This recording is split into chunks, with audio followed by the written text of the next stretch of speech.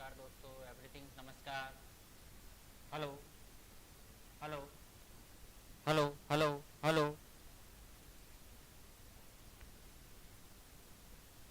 Hello hello.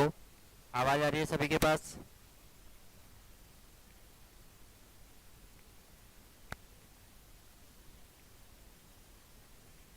Hello hello hello hello hello. सभी दोस्तों के पास आवाज़ आ रही है? रिप्लाई करके आंसर दें। आवाज़ आ रही है सभी दोस्तों के पास? सभी फ्रेंड्स के पास आवाज़ आ रही है?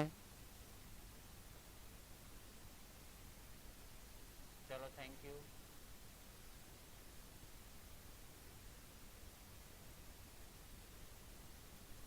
दोस्तों, आज 5 बजे वाली क्लास नहीं ले पाया किसी कारणवश। माफ़ी चाहूँगा सबसे पहले तो। और आज हम लोग 9 बजे वाली क्लासेज आप लोगों के सामने लेके आए, जहाँ पर हम लोग ऑब्जेक्टिव को सॉल्व करेंगे। बिल्कुल बिल्कुल राम जी, कोई दिक्कत नहीं। सबसे पहले आप लोगों के सामने जो क्वेश्चन है उसका आंसर दीजिएगा एक बार।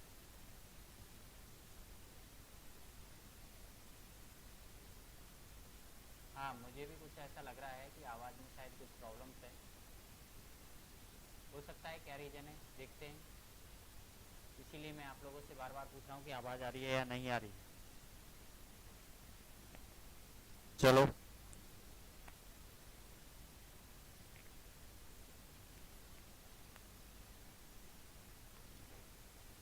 चलो दोस्तों, हम लोग आपके सामने बढ़ते हैं।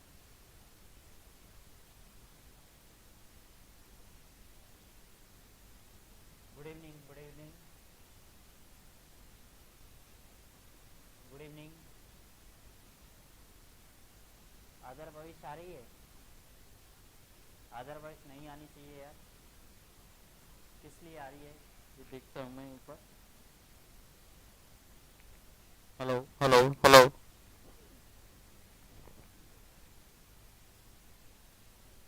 Hello hello hello hello. चलो, अगर कोई आवाज़ में दिक्कत आती है तो आप लोग बता देना, ठीक है ना? क्योंकि कोई सिस्टम में ख़राबी होने की वजह से आवाज़ और डिस्टर्बेंस हो रही है, इसीलिए मैं आप लोगों का 5 बजे क्लास वाली क्लास नहीं ले पाया था, इसी डिस्टर्बेंस की वजह से।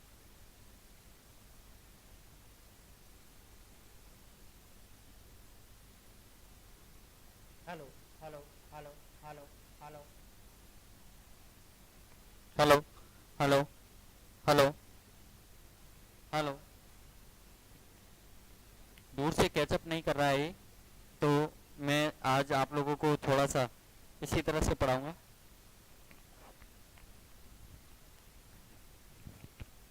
वॉइस कैचअप नहीं हो रही है दूर से, तो ये कुछ प्रॉब्लम्स आ रही है सिस्टम के अंदर।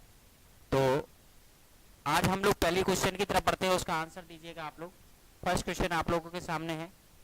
कुछ वॉइस कैचअप नहीं कर पा रहा है दूर से, तो इसकी वजह से ये दिक्कत आ रही है। हाँ, अब तो सबके पास आ रही होगी। अभी सबके पास आ रही है जी। चलो हम लोग बात करते हैं, क्वेश्चन की बात करते हैं। फर्स्ट क्वेश्चन का आंसर दीजिएगा। पहला क्वेश्चन आप लोगों की डिस्प्ले पर है, जिसका आंसर दीजिएगा। अभी सबको आवाज आ रही है, मुझे पता है। वॉइस दूर से कैचअप नहीं कर रहा है, वो कोई रीजन हो सकता है उसका।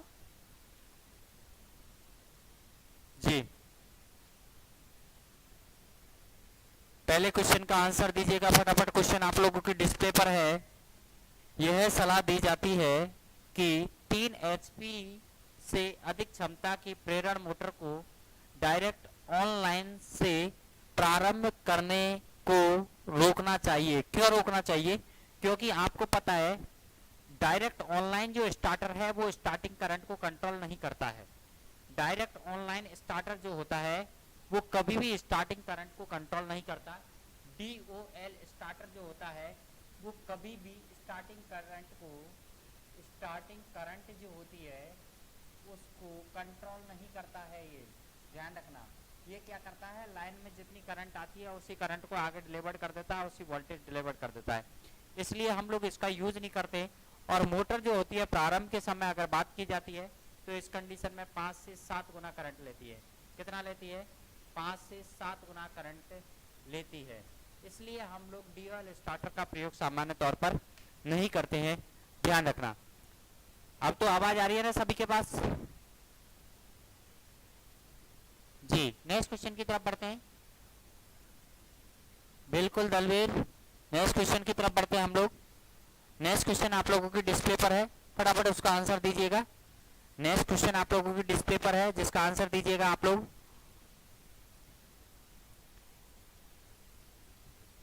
दोस्तों नेक्स्ट क्वेश्चन आप लोगों के सामने है कि कुंजी ऑन करने पर प्रवर्तक चुंबकीय संपर्क तीव्र रूप से कंपन करते हैं, इसका रीजन क्या रहता है?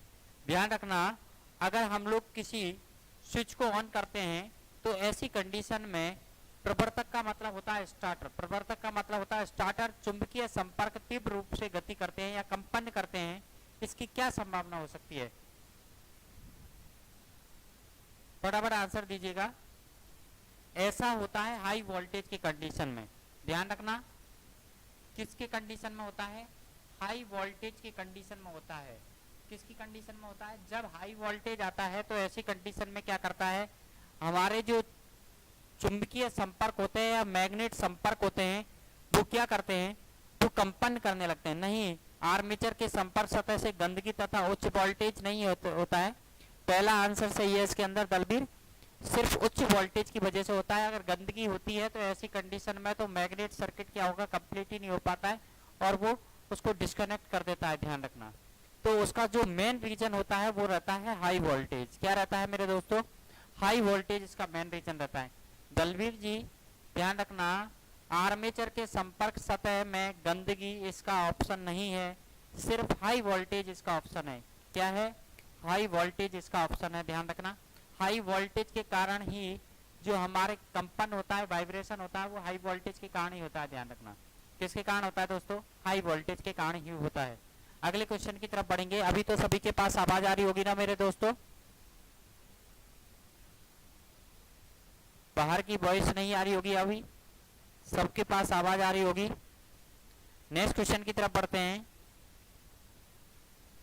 नेक्स्ट क्वेश्चन आप लोगों की डिस्प्ले पर है, जिसका आंसर आप लोग दीजिएगा। नेक्स्ट क्वेश्चन आप लोगों की डिस्प्ले पर है, जिसका आंसर दीजिएगा मेरे फ्रेंड्स।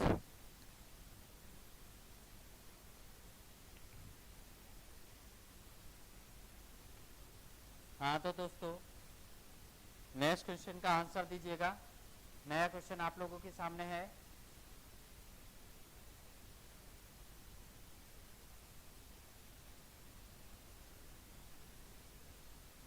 हेलो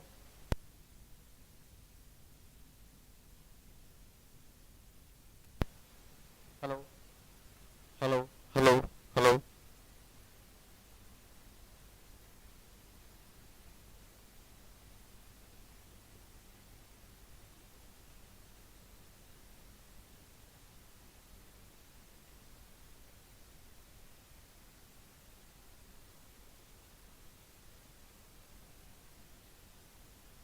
नेक्स्ट क्वेश्चन क्या कह रहा है आपसे? नेक्स्ट क्वेश्चन कह रहा है कम क्षमता के प्रेरण मोटर के लिए उपयोग हुए प्रवर्तक का प्रकार बताइए। ध्यान रखना, अगर हम बात करें 3 HP तक की मोटर की, ध्यान रखना मैं आपके सामने बता ही देता हूँ। 3 HP तक की जो मोटर होती है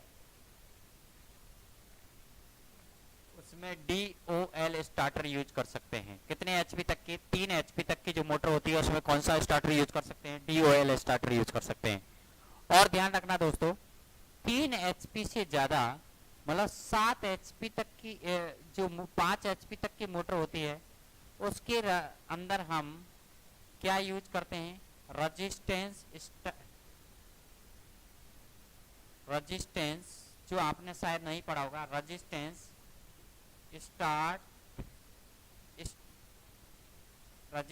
स्टेप स्टार्टर ध्यान रखना। रजिस्टेंस स्टेप स्टार्टर यूज करते हैं हम लोग 5 HP, 3 HP से 5 HP तक की, मैक्सिमम 7 HP तक की कर सकते हैं। रजिस्टेंस स्टेप स्टार्टर जो होता है वो ध्यान रखना DOL स्टार्टर को ही सुधार कर बनाया जाता है। DOL स्टार्टर को ही सुधार कर हम लोग बनाते हैं रजिस्टेंस स्टेप स्टार्टर, जिसमें कई श्रेणी में कई रजिस्टेंस जुड़े रहते हैं जिन्हें धीरे धीरे डिस्कनेक्ट करते हैं हम लोग। बाकी की अगर बात करें हम लोग तो 10 HP तक की जो स्क्विरल गेज मोटर होती है, 10 HP तक की जो मोटर होती है, 10 HP तक की जो मोटर होती है उनमें बेसिकली हम लोग मैक्सिमम की अगर बात करेंगे तो 15 HP तक की, कितनी 15 HP तक की जो मोटर होती है उसमें स्टार डेल्टा स्टार्टर यूज करते हैं। स्टार डेल्टा स्टार्टर यूज करते हैं, ध्यान रखना।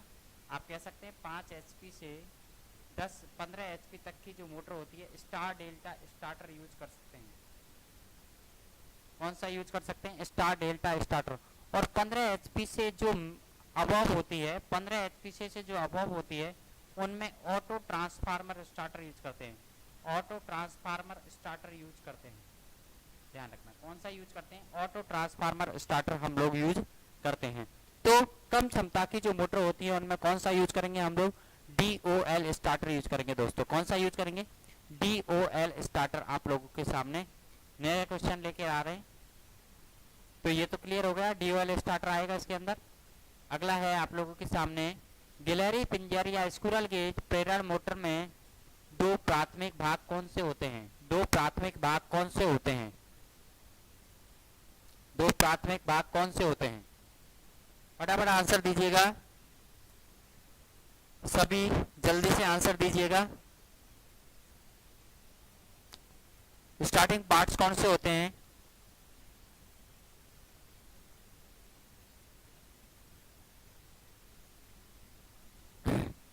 आज कुछ दिक्कत आ रही है सिस्टम में, इसकी वजह से हो सकता है क्लास डिस्टर्बेंस हो जाए और बीच में आवाज आना बंद हो जाए।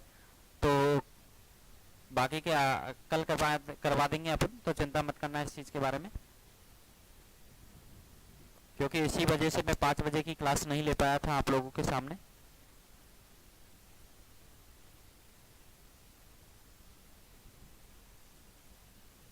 नया क्वेश्चन आप लोगों के साथ सामने है और जिसका आंसर दीजिएगा। गिलहरी पिंजर प्रेरण मोटर के दो प्रारंभिक भाग कौन से होते हैं? तो सबको पता है कौन से होते हैं, रोटर और स्टेटर। कौन से होते हैं दोस्तों? रोटर और स्टेटर। तो इसमें ज्यादा दिमाग लगाने की आवश्यकता नहीं है आप लोगों को। कौन से भाग होते हैं? Rotor and stator. अगले क्वेश्चन की तरफ बढ़ेंगे हम लोग। अगला क्वेश्चन आप लोगों के डिस्प्ले पर है।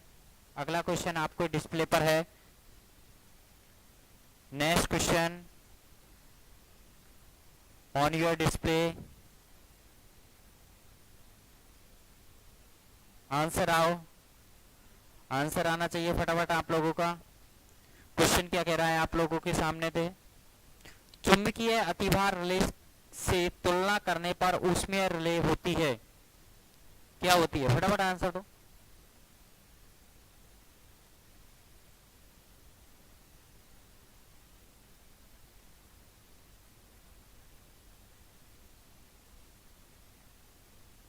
हाँ बिल्कुल मंद होती है।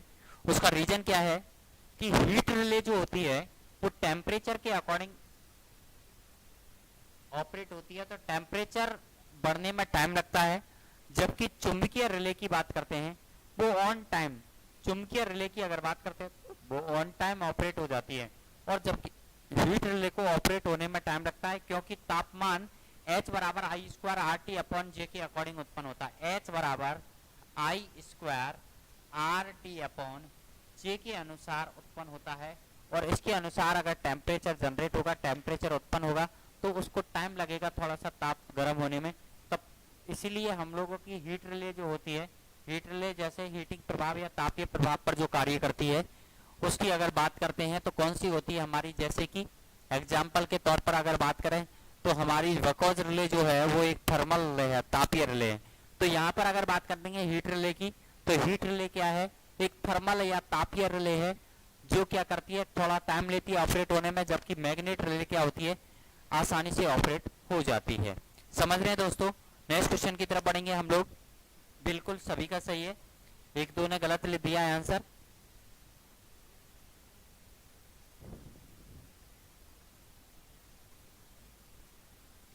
चुंबकीय अतिभार रिले से तुलना करने पर ऊष्मीय रिले होती है मंद। बिल्कुल। अगला क्वेश्चन, सॉरी।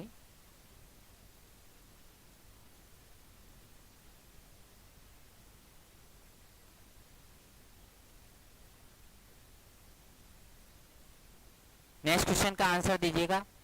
ऊष्मीय अतिभार रिले का प्रचालन खाली स्थान पर निर्भर करता है। किस पर निर्भर करता है? फटाफट आंसर दीजिएगा।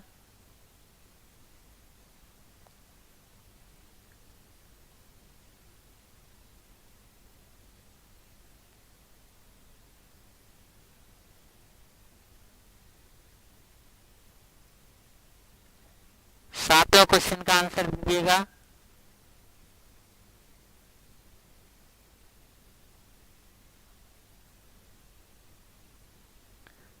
ऊष्मीय अतिभार रिले का प्रचालन खाली स्थान पर निर्भर करता है।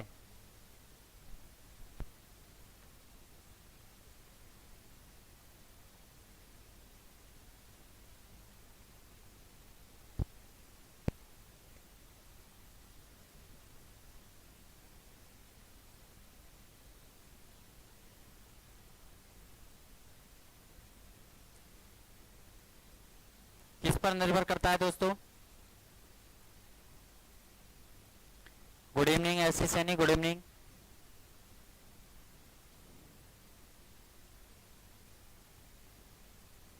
बिल्कुल 7th में ए।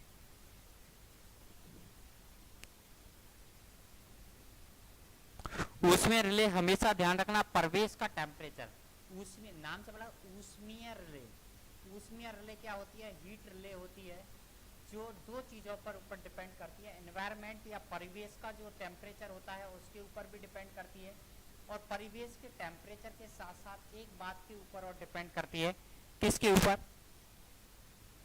ध्यान रखना, परिवेश के टेम्परेचर के साथ साथ धारा के मान पर भी डिपेंड करती है। किस पर निर्भर करती है? धारा के मान पर भी निर्भर करती है, क्योंकि ध्यान रखना उसके अंदर जो हीट होगी वो धारा के अकॉर्डिंग ही होगी। किसके अकॉर्डिंग होगी?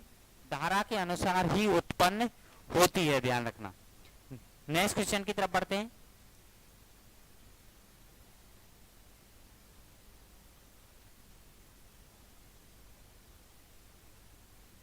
यदि किसी बैटरी की AH क्षमता 72 हो तो 3 एम्पियर चार्जिंग दर पर उसे पूर्ण चार्ज होने में कितना समय लगेगा? बताइए।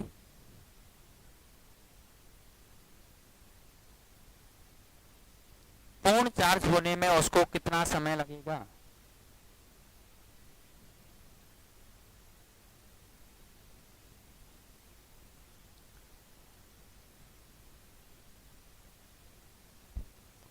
आवाज नहीं आ रही। किसको नहीं आ रही आवाज? आवाज आ रही है यार, अब तो आ रही है, बिल्कुल आ रही है अब तो।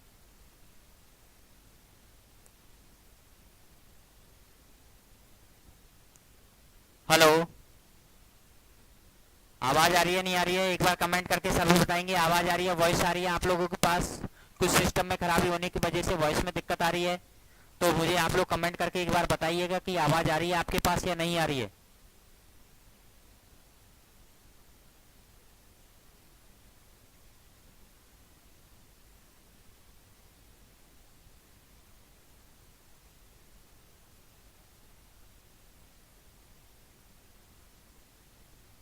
कोई प्रॉब्लम में है? हेलो,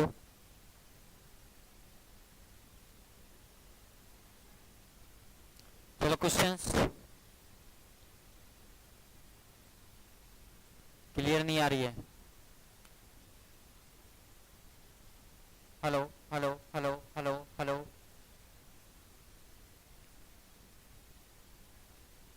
चलो देखते हैं क्या होता है।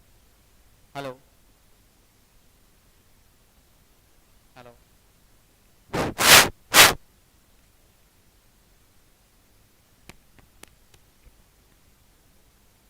नेक्स्ट क्वेश्चन का आंसर दीजिएगा आप लोग। यदि किसी बैटरी की AH क्षमता 72 हो तो 3 एम्पियर चार्जिंग दर पर इसे पूर्ण चार्ज होने में कितना समय लगेगा? फुल चार्ज होने में कितना समय लगेगा, इसका आंसर फटाफट दीजिएगा आप लोग। हाँ हाँ कोई दिक्कत नहीं, आंसर आना चाहिए सभी का आंसर। कोई बात नहीं, आजकल आज जैसी आ रही है वैसी से पढ़ लीजिए आप लोग, बाकी का हम लोग सिस्टम में देखते हैं क्या होता है।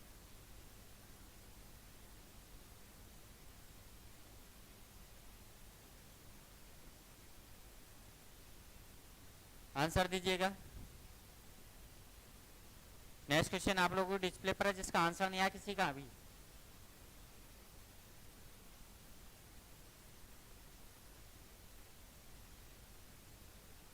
चलो केदार से नहीं का आंसर आया है। चलो क्वेश्चन क्या कह रहा है कि एक बैटरी की AH वैल्यू क्षमता जिसे कहते हैं वो क्या है, AH वैल्यू जो है वो कितनी है, 72। mAh में मापते हैं या AH में मापते हैं, AH कितनी है, 72। तो 72 है। ए एम्पियर आप लोगों को दे रखा है, कितने एम्पियर पे चार्ज करना है उसको आप लोगों को 3 एम्पियर पर डिस्चार्ज करना है, 3 एम्पियर पर डिस्चार्ज करना है। H की वैल्यू पूछी है तो H बराबर 72 ऊपर चला जाएगा, नीचे 3 आ जाएगा, 3 6 4 24 आवर का टाइम लगेगा इसको चार्ज होने में। पूरा कितना लगेगा, 24 आवर का टाइम लगेगा, 24 आवर्स का टाइम लगेगा इसको पूरी तरह से चार्ज होने में। दोस्तों कितना टाइम लगेगा, 24 आवर्स का इसको टाइम लगेगा पूरी तरह से चार्ज होने में, ध्यान रखना। नेक्स्ट क्वेश्चन की तरफ बढ़ते हैं हम लोग। नेक्स्ट क्वेश्चन आप लोगों के सामने है, उसका आंसर दीजिएगा। नेक्स्ट क्वेश्चन आप लोगों के सामने है,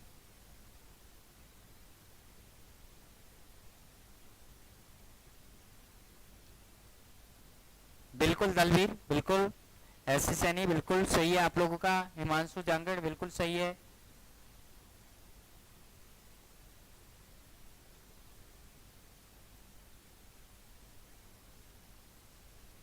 अगला क्वेश्चन आपकी डिस्प्ले पर है जिसका आंसर दीजिएगा। नेक्स्ट क्वेश्चन डिस्प्ले पर है जिसका आंसर दीजिएगा।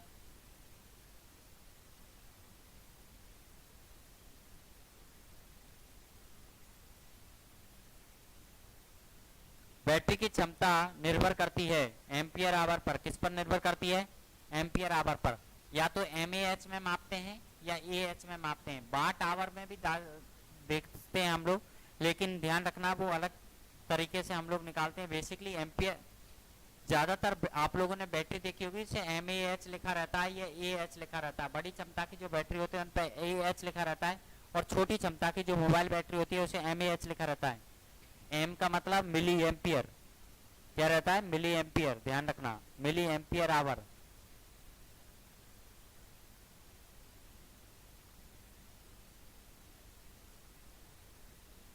अगले क्वेश्चन की तरफ बढ़ते हैं। अगला क्वेश्चन आप लोगों की डिस्प्ले पर है जिसका आंसर दीजिएगा। नेक्स्ट क्वेश्चन आप लोगों की डिस्प्ले पर है जिसका आंसर दीजिएगा। यदि किसी चालक की लंबाई आधी कर दें और उसके अनुप्रस्थ काट का क्षेत्रफल दोगुना कर दें तो उसका प्रतिरोध क्या होगा। यदि किसी चालक की लंबाई आधी कर दें और उसके अनुप्रस्थ काट का क्षेत्रफल दोगुना कर दें तो उसका प्रतिरोध क्या होगा। आंसर दीजिएगा फटाफट।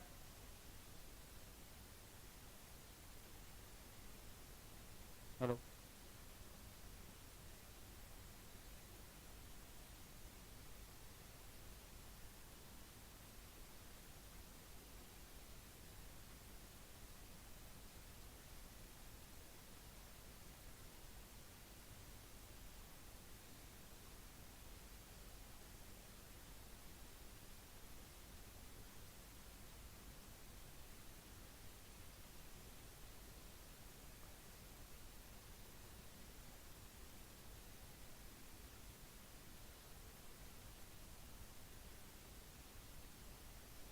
नौवां क्वेश्चन है, बैटरी की क्षमता किस में दर्शाते हैं या किस में मेजर करते हैं, दोनों एक ही बात है, AH में ही दर्शाते हैं। आप कोई भी बैटरी है जो उसकी क्षमता बैटरी दर्शाई जाती है उसी के ऊपर तो निर्भर करेगी, AH के ऊपर भी तो निर्भर करेगी, ध्यान रखना।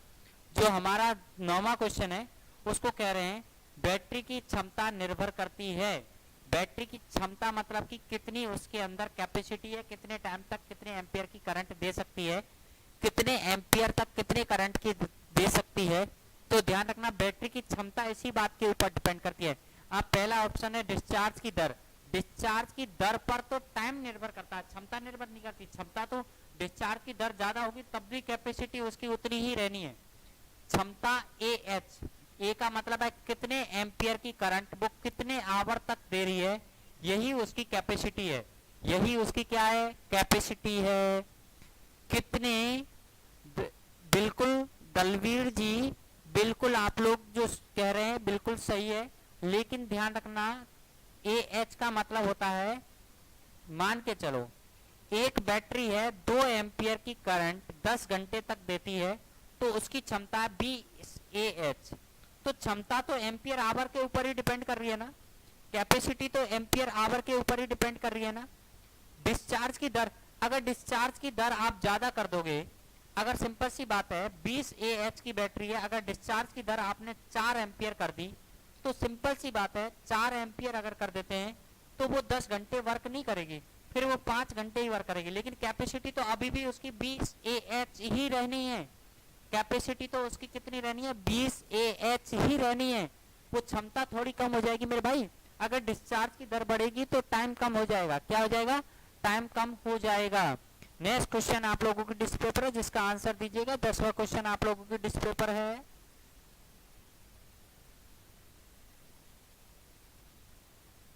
दसवां क्वेश्चन आप लोगों की डिस्प्ले पर है जिसका आंसर दीजिएगा आप लोग। 10वां क्वेश्चन क्या कह रहा है, यदि किसी चालक की लंबाई आधी कर दी जाए और उसके अनुप्रस्थ काट का क्षेत्रफल दुगना कर दिया जाए तो उसका प्रतिरोध क्या होगा। आपको पता है अच्छी तरह से R बराबर रो एल अपॉन ए होता है। लंबाई दुगनी करेंगे तो प्रतिरोध दुगना, क्रॉस सेक्शन एरिया दुगना करेंगे तो प्रतिरोध आधा, लेकिन रो की बात नहीं हो रही है। तो R इज प्रोपोर्शनल टू रो ए। लंबाई को कितनी कर दी जाए, आधी कर दी जाए। लंबाई को कितनी कर दी जाए, आधा कर दिया जाए, और अनुप्रस्थ काट के क्षेत्रफल को दुगना कर दिया जाए तो प्रतिरोध कितना हो जाएगा, 2 ऊपर जाके गुणा हो जाएगा तो 1/4 हो जाएगा। कितना हो जाएगा रेजिस्टेंस, 1/4। अपने प्रारंभिक प्रतिरोध का 1/4 हो जाएगा, अर्थात 1/4 हो जाएगा। कितना हो जाएगा दोस्तों, 1/4 रेजिस्टेंस हो जाना है।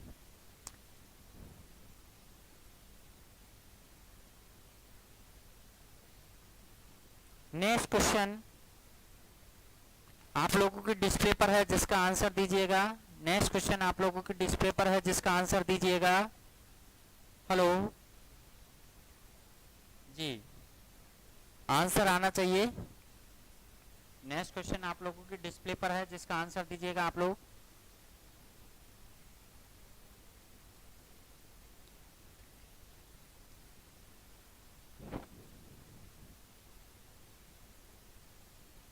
ग्यारह नंबर क्वेश्चन आप लोगों की डिस्प्ले पर है।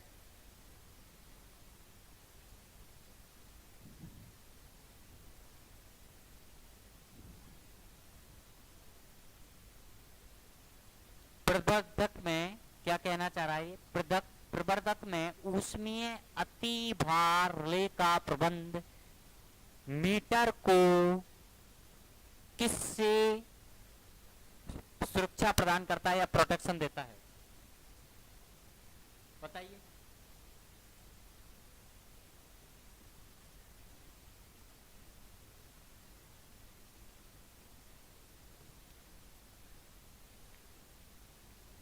किससे सुरक्षा प्रदान करता है, हाई करंट। किससे करता है, हाई करंट। ध्यान रखना हाई करंट से प्रोटेक्शन प्राप्त होती है।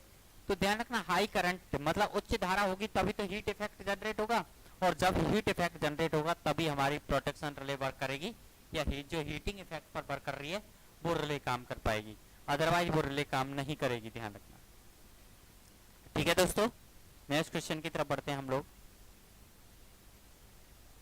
नेक्स्ट क्वेश्चन की तरफ बढ़ते हैं। नेक्स्ट क्वेश्चन की तरफ बढ़ते हैं हम लोग। नेक्स्ट क्वेश्चन,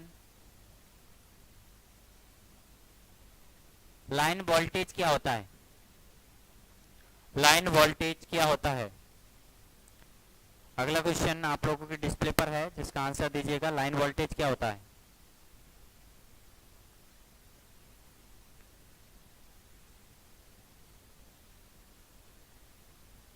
लाइन वोल्टेज क्या होता है? फटाफट आंसर दीजिएगा।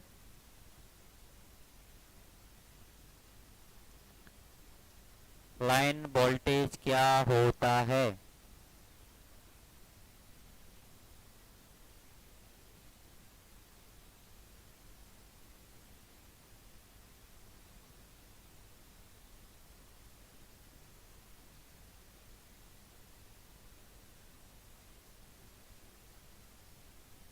ध्यान रखना, दो फेजों के मध्य का जो वोल्टेज होता है, दो फेजों के जैसे आर और वाई के बीच अगर वोल्टमीटर लगाकर हम वोल्टेज मेजर करते हैं, वो किसको दर्शाएगा? लाइन वोल्टेज को दर्शाएगा।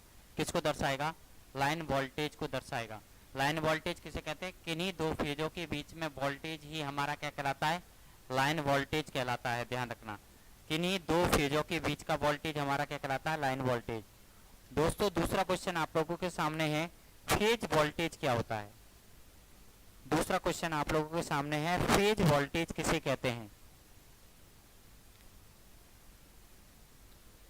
बताओ। दो फेजों के मध्य जो वोल्टेज होता है वही हमारा क्या कहलाता है? लाइन वोल्टेज कहलाता है। जबकि फेज वोल्टेज किसे कहते हैं? फेज वोल्टेज के बारे में बताओगे?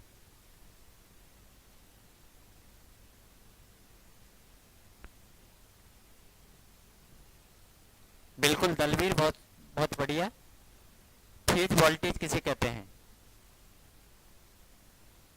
अगर फेज वोल्टेज की बात की जाए तो ध्यान रखना, एक फेज जैसे आर और यहाँ पर न्यूट्रल वायर है, इसके बीच में अगर कोई वोल्टेज मेजर करना है मुझे, तो वो हमारा क्या कहलाएगा? Phase voltage. क्या कहलाएगा दोस्तों? वो कहलाएगा हमारा फेज वोल्टेज। बिल्कुल सही है दलवीर। फेज वोल्टेज किसे कहते हैं?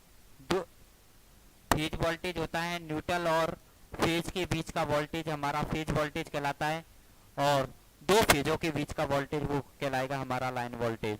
अगले क्वेश्चन का आंसर दीजिएगा। ये थोड़ा सा आप लोग का, हाँ, अगले क्वेश्चन का आप लोग आंसर दीजिएगा।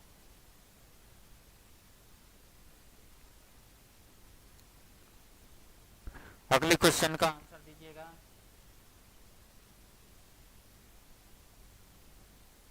बिल्कुल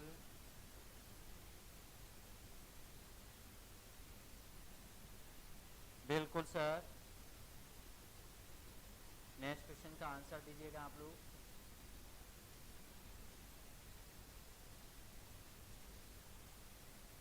नेक्स्ट क्वेश्चन आप लोगों की डिस्प्ले पर है, उसका आंसर दीजिएगा।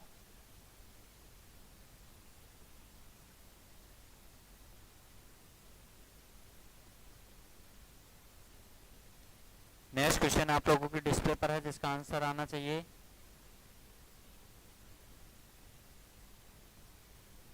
फोर 4.5 दलवीर जी सही नहीं है। 4.5 नहीं, एससी सैनी सही नहीं है,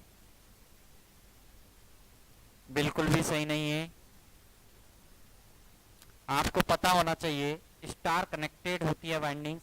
जब स्टार कनेक्टेड स्टार की अगर बात करें तो स्टार के अंदर पावर जो होती है वो √3 VL into IL into cos theta होती है। VL इंटू IL इंटू क्या होती है? कॉस थीटा होती है। कॉस थीटा को तो यहाँ पर लेके चलो आप लोग दूर। पावर की अगर बात करते हैं तो पावर कितनी है? 3 HP की पावर है। कितने HP की पावर है? 3 HP की। समझने का प्रयास करिएगा, 3 HP की पावर है। तो 3 HP की पावर को अगर मैं इलेक्ट्रिकल पावर में कन्वर्ट करूंगा तो 735.5 से क्या करूंगा? मल्टीप्लाई करूंगा।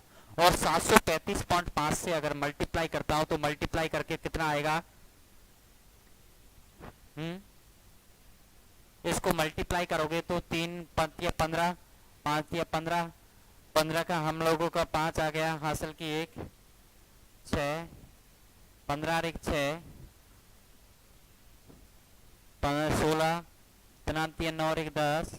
तो ये हमारा जो होने वाला है 22,065, लेकिन 1 दशमलव छोड़, तो कितना आ गया? हमारी पावर जो आ गई है वो आ गया 2206.5।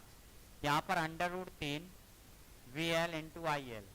अगर मुझे आई एल याद करना है तो पावर ऊपर चली जाएगी, पावर कितनी है 2206.5, नीचे अंडर रूट 3 आ जाएगा, under root 3 into V L की वैल्यू कितनी है, वोल्टेज कितना दे रखा है दोस्तों, वोल्टेज सवाल के अंदर आप लोगों को दे रखा है वोल्टेज, वोल्टेज कितना दे रखा है दोस्तों, वोल्टेज दे रखा है 415 वोल्ट, कितना दे रखा है 415 वोल्ट। और आई एल बराबर ऐसे अगर बात करेंगे 2206.5, अंडर रूट 3 की अगर वैल्यू की बात करें तो अंडर रूट 3 की वैल्यू कितनी रहती है, अंडर रूट 3 की वैल्यू आप लोगों के सामने कितनी रहेगी 1.73 रहती है, जिससे मल्टीप्लाई अगर करते हैं तो हम लोगों के पास ये आ जाएगा 718.8, कितना आ जा रहा है 700, एक बार कैलकुलेट करके देख लीजिएगा। अंडर रूट 3 की वैल्यू कितनी रहती है, अंडर रूट 3 की वैल्यू, अंडर रूट 3 की वैल्यू रहती है 1.73 को मल्टीप्लाई करिएगा 415 से, 415 से मल्टीप्लाई करते हैं तो 718.8 आ रहा है बिल्कुल। और 718.8 में अगर 2206.5 में अगर भाग दीजिएगा 718.5 का तो आपके सामने आ जाएगा 3 एम्पियर, कितना आ जाएगा दोस्तों 3 एम्पियर आप लोगों के सामने आ जाएगा। बिल्कुल आया समझ में आप लोगों को, कितना आ रहा है 3 एम्पियर की करंट आ रही है। कजवाल मल बिल्कुल सही है आप लोगों का, बिल्कुल सही है, बिल्कुल सही है। दलवीर जी बिल्कुल सही है, 3 एम्पियर आ रहा है, कैलकुलेशन करने में थोड़ा सा टाइम लगा, बाकी का सही आप लोगों का आ गया। देखो इधर P बराबर होता है स्टार कनेक्शन के लिए, P बराबर अंडर रूट 3 बरा into V L into I L into cos theta. तो वोल्टेज की वैल्यू आप लोगों को दे रखी है, कितना है वोल्टेज आप लोगों का 415 वोल्ट, और पावर आप लोगों को 3 एचपी है, मल्टीप्लाई करूंगा तो कितना आ जाएगा 2206.5 आ जाएगा। यहाँ पर आई निकालनी है, 2206 ऊपर चला जाएगा, under root 3 into V L कितना 415, और उसको मल्टीप्लाई करेंगे तो कितने आना है 3 एम्पियर आना है। आया समझ में दोस्तों। नेक्स्ट क्वेश्चन की तरफ बढ़ेंगे हम लोग। नेक्स्ट क्वेश्चन आप लोगों की डिस्प्ले पर है, जिसको आप लोग जिसका आंसर दीजिएगा। 3 कला गिलहरी पिंजर मोटर की गति होती है 3 फेज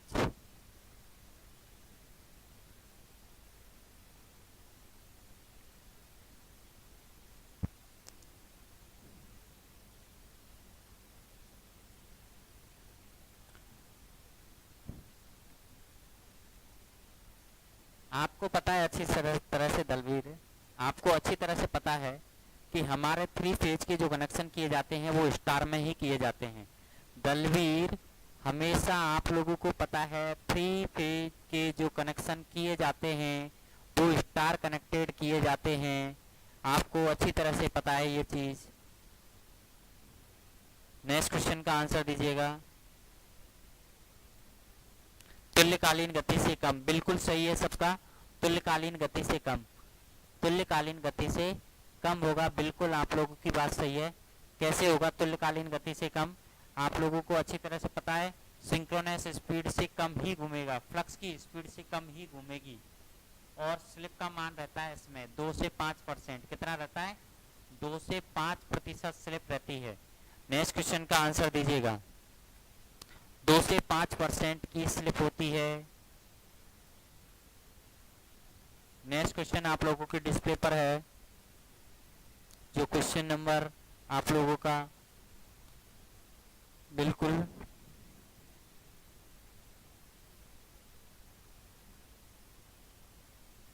नेक्स्ट क्वेश्चन का आंसर दीजिएगा। नेक्स्ट क्वेश्चन 16 नंबर क्वेश्चन है। स्टार में जुड़े हुए 3 फेज परिपथ की लाइन वोल्टेज 415 वोल्ट है, तो फेज वोल्टेज क्या होगी, तो फेज वोल्टेज क्या होगी, फटाफट आंसर दीजिएगा। लाइन वोल्टेज 15 वोल्ट है तो फेज वोल्टेज क्या होगी।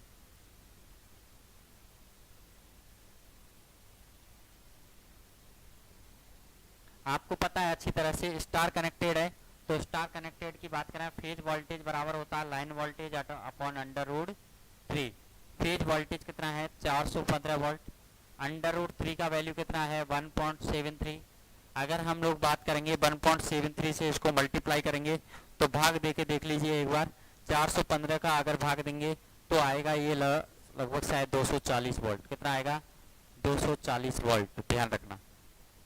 अगर यहाँ पर करंट की अगर बात करते हैं तो करंट स्टार में क्या होता है? स्टार में करंट होता है लाइन करंट बराबर फेज करंट, जबकि वोल्टेज क्या होता है? ये संबंध होता है वोल्टेज के बीच। ध्यान रखना। बिल्कुल सही है आप लोगों का। किधर? अगले क्वेश्चन की तरफ देखेंगे। अगला क्वेश्चन है डेल्टा में जुड़े हुए 3 फेज परिपथ की फेज धारा 100 एम्पियर है तो लाइन धारा क्या होगी? डेल्टा में लाइन धारा क्या होगी?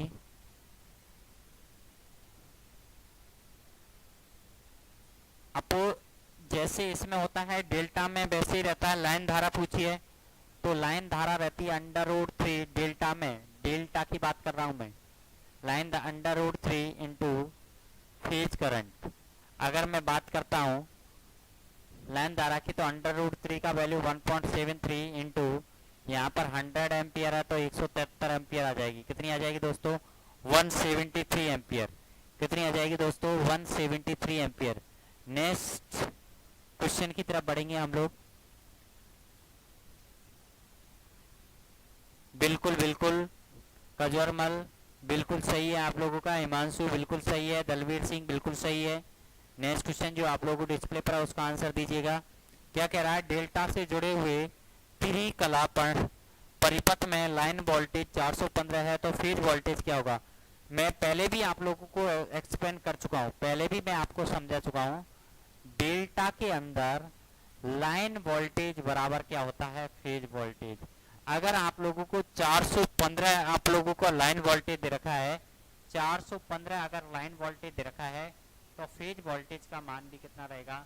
415 ही रहेगा। 415 ही रहेगा। ध्यान रखना। बिल्कुल दलवीर बिल्कुल सही है आप लोगों का आंसर। नेक्स्ट क्वेश्चन की तरफ हम लोग बढ़ेंगे। नेक्स्ट क्वेश्चन आप लोगों की डिस्प्ले पर है 19वां क्वेश्चन। टनल डायोड में सामान्यतः इनमें से किस में प्रयोग किया जाता है? टनल डायोड का प्रयोग इनमें से किसके रूप में किया जाता है? टनल डायोड एक संकीर्ण डायोड होता है। टनल डायोड एक संकीर्ण डायोड होता है। किसके लिए करते हैं हम लोग यूज?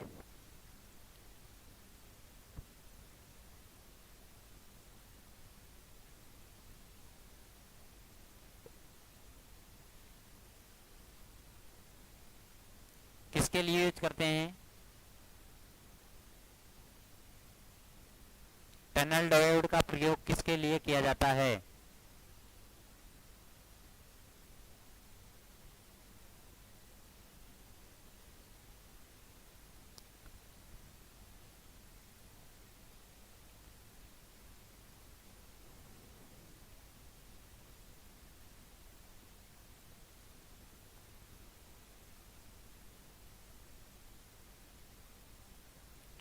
में की अगर बात करते हैं दोस्तों, 19वां क्या है सवाल? क्या कह रहा है? टनल डायोड का सिंबल की अगर बात करें तो टनल डायोड का सिंबल ये होता है। टनल डायोड एक संकीर्ण डायोड होता है जिसके अंदर पल्स सेटिंग प्रभाव होता है। क्या होता है? पल्स सेटिंग प्रभाव होता है। ध्यान रखना।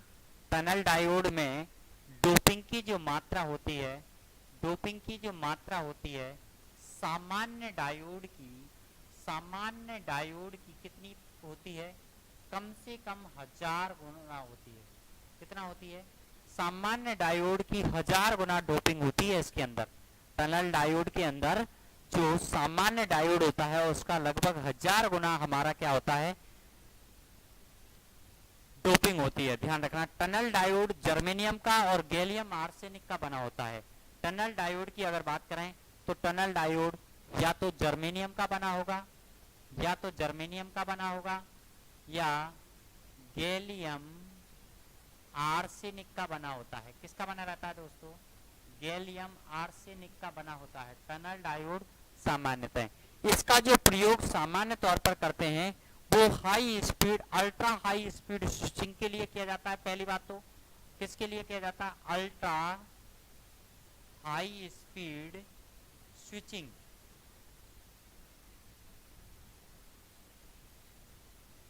स्विचिंग के लिए किया जाता है, मतलब जहां पर हम लोगों को स्विचिंग करनी हो, बहुत जल्दी करनी हो, हाई स्पीड स्विचिंग करनी हो, किसी सर्किट को ऑन ऑफ करना हो, बहुत जल्दी जल्दी ऑन ऑफ करना हो, तो वहां पर हम लोग बेसिकली इसका प्रयोग करते हैं।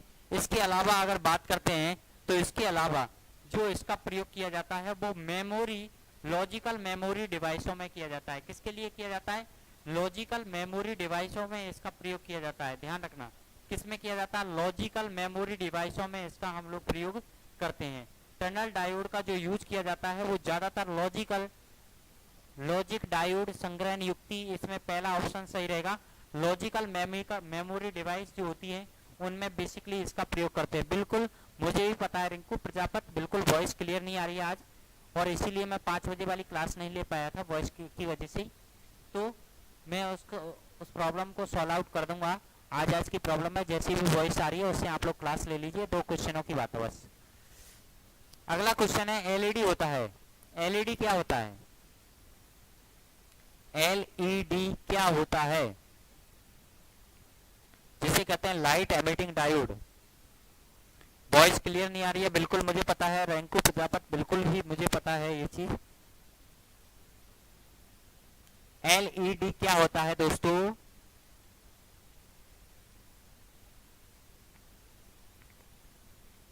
देश गुजर राम राम। एलईडी क्या होता है?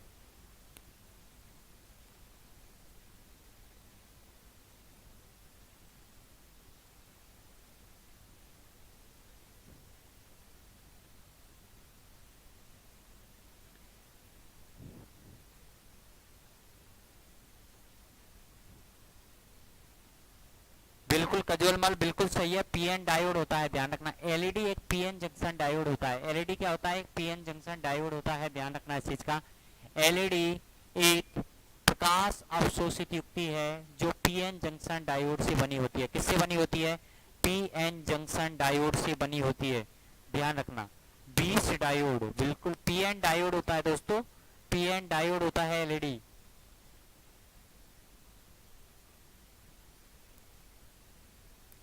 बिल्कुल कजवालमल।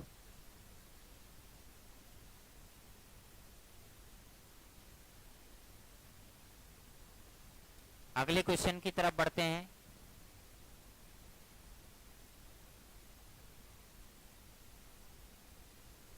पीएन डायोड होता है, ध्यान रखना। आप लोगों को अच्छी तरह से पता है एलईडी का सिंबल।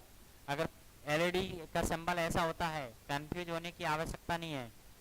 लाइट एमिटिंग डायोड जो होता है वो इस तरह का होता है।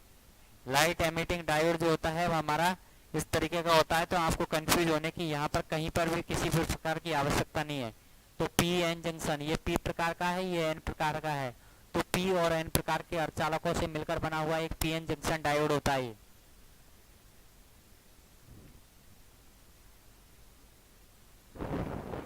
अगले क्वेश्चन का आंसर दीजिएगा। अगला क्वेश्चन आप लोगों के एक ट्रायक है। ट्रायक क्या है?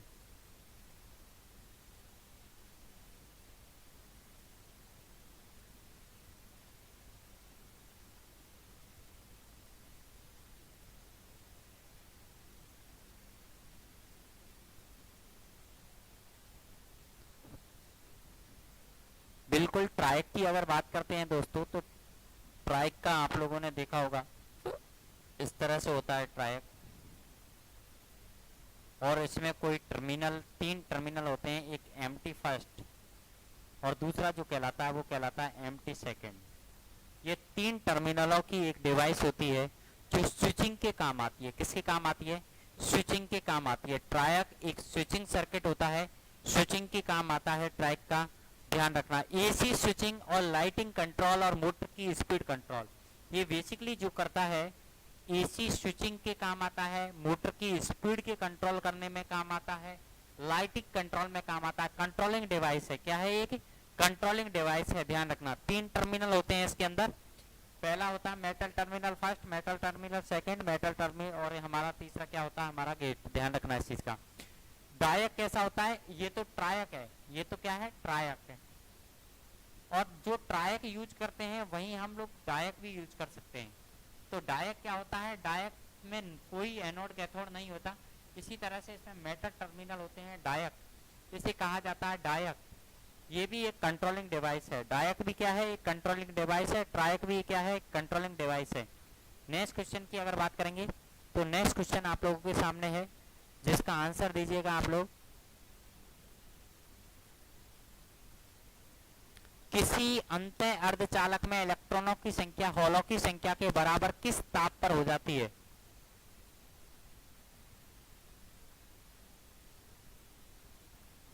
बताइए, किस टेम्परेचर पर होल्स और इलेक्ट्रॉनों की संख्या बराबर हो जाती है? होल और इलेक्ट्रॉनों की संख्या, मतलब कहने का मतलब यह है कि पूर्ण सहसंयोजी बॉन्ड बना लेते हैं ये लोग, किस टेम्परेचर पर बना लेते हैं?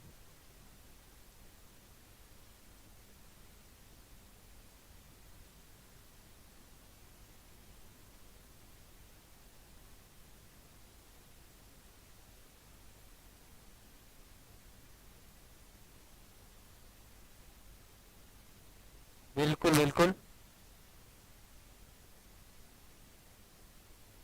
जी।